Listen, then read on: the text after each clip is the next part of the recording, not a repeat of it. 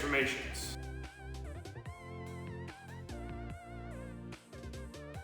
Today we're going to take a look at a vertical shift for my parent functions. The other day we looked at a horizontal shift and that was pretty easy, but vertical shift is by far the easiest one, all right? So vertical shift, a positive number tagged on to the end, shifts up, negative number down. And it's also a way to kind of think of it is that the number is pretty much just tagged on to the end of my equation. All right, so once again, we're looking at the parent functions. I'm gonna show you how to shift them up and down. And when you look at the problems that are assigned with this, you might be going backwards or forwards, all right? So it might say, how much has this been shifted up or down? Or it will say, what is the equation shifted up or down? So looking at my first three parent functions, y equals x squared, y equals x cubed, linear, quadratic, cubed.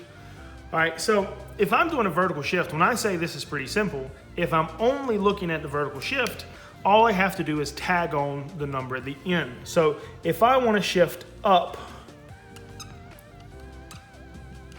3 units, this is positive 3. As I said, positive goes up, negative goes down. It is the sign that it appears.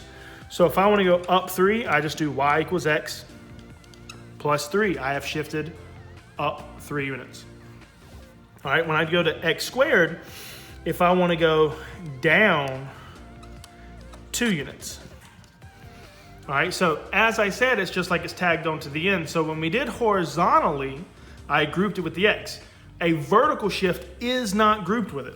So I have y equals x squared, and then I want to go down 2 units, so I just put minus 2 at the end. Shifted down 2 units. So if I see this, y equals x squared minus 2, I know there's nothing grouped with the x, so there is not a horizontal shift, but I have a minus 2 at the end, so it's shifted down 2 units.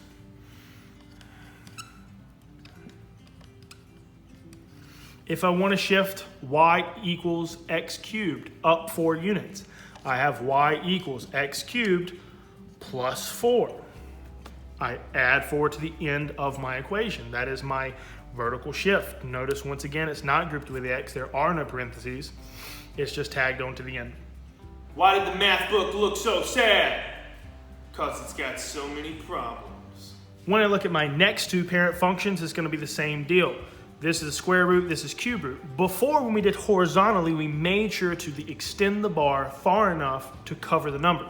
In this case, since I'm shifting vertically, I want to make sure that the top of my radical does not extend over the plus or minus sign and the number.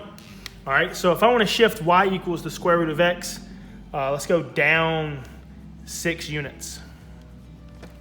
If I want to shift y equals the square root of x down 6 units, I put y equals the square root of x minus 6. Notice that bar does not extend past the x. That is important. If you extend it past the x, then you have created a horizontal shift, not a vertical. Cube root, pretty much the same. Just make sure that if it says cube root here, it better say cube root in your shift.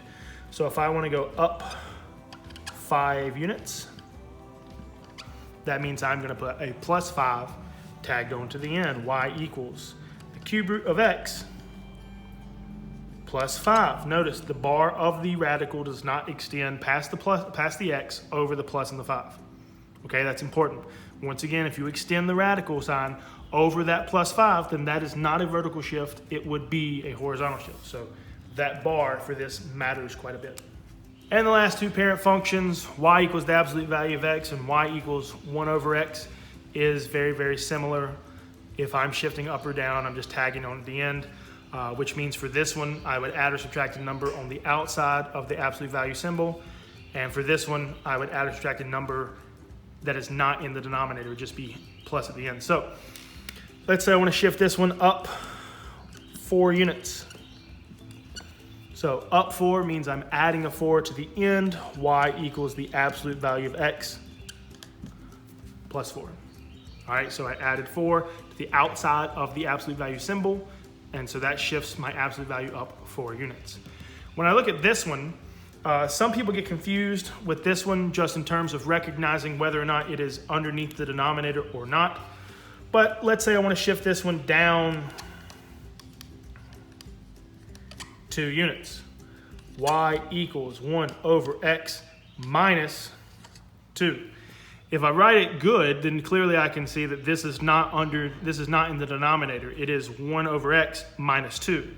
So once again, in terms of a vertical shift, I'm just adding or subtracting a number tagged on to the end. Plus goes up, minus goes down.